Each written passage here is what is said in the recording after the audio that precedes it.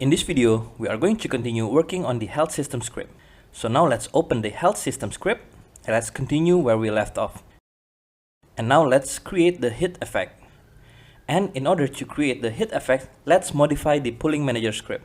So let's open the pooling manager script, and under the return object method, let's add another parameter with type of float, and we can call this delay. And let's add a default value of 0. So we don't need to input the delay every time. And for now, we want to pass the delay value as the time on the destroy method argument. So we can just add a second argument to the destroy method and then pass the delay value.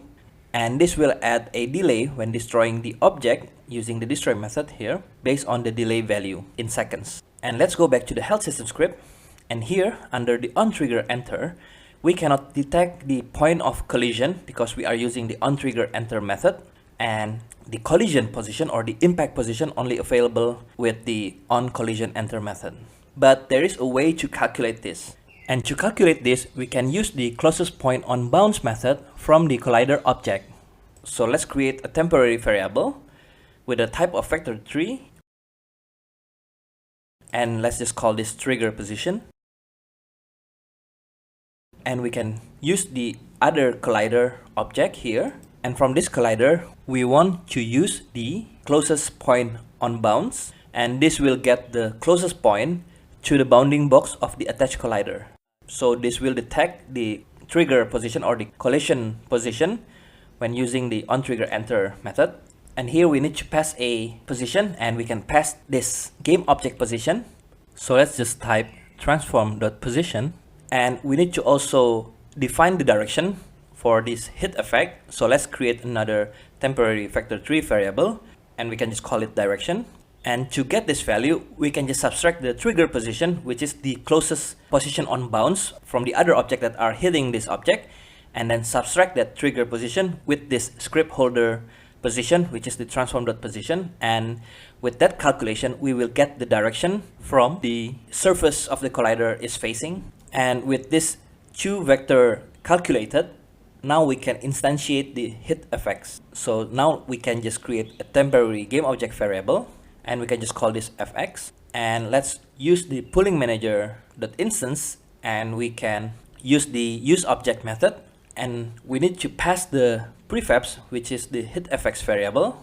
So let's just pass the hit effect variable into the game object parameter. And for the position, we want to pass the trigger position vector.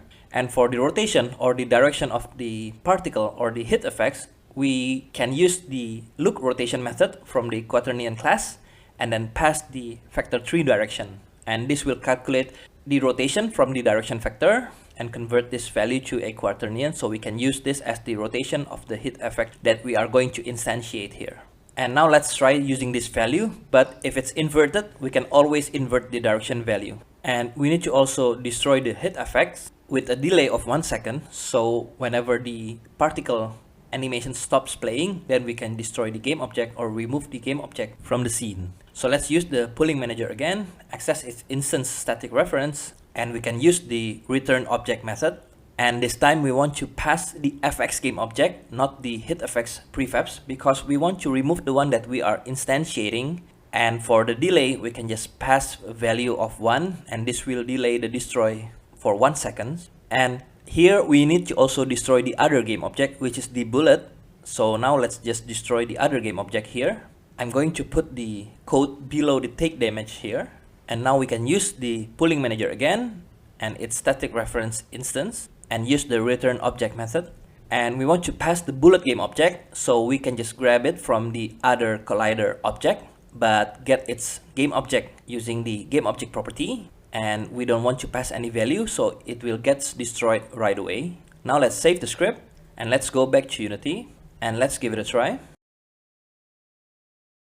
Okay, there is an error because we forgot to put the hit effect prefabs in the hit effect prefab slot on the health system. So let's select the cube game object, and we can put the sparks prefabs here, and I've already provided this from the initial assets that we have imported on the start of the course. So let's just go to the prefabs folder. Under the FX, we have the sparks prefabs. So just select the sparks prefabs and then drag this to the hit effect slot.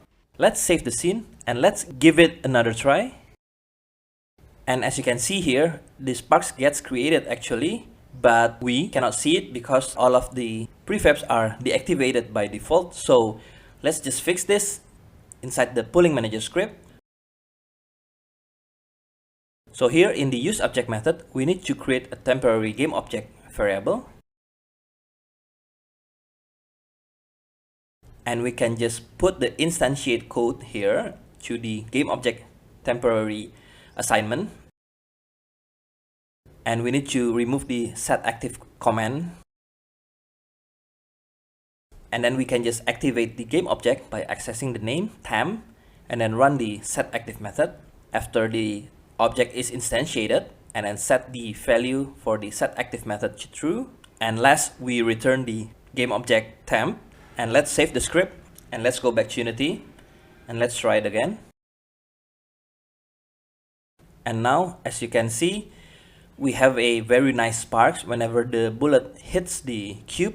And as you can see, it calculates the position and the direction correctly based on the collider surface normal. And this concludes the hit effects setup. And in the next video, we are going to set up the health bar and as well the death system.